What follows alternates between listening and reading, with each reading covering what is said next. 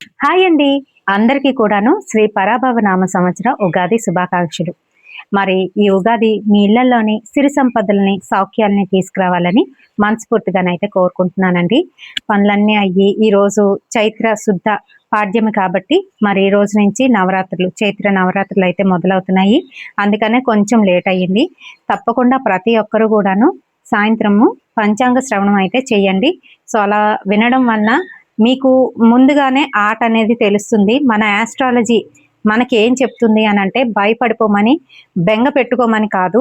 అది గుర్తుపెట్టుకోండి. ఏంటి అని అంటే మన పెద్దవాళ్ళు మన కోసమే ఆట ముందుగా తెలిస్తే నెక్స్ట్ స్టెప్ మనం ఎలా వెయ్యాలి అనేది మనకు తెలుస్తుంది. కాబట్టి ఈ ఆస్ట్రాలజీ పరంగా మనకి ఈ సంవత్సరం ఎలా జరుగుతుంది అనేది ప్రతి నెలలోని కూడా ఏ విధంగా ఉంటుంది అనేది క్షుణ్ణంగానైతే మనకి చెప్తారు.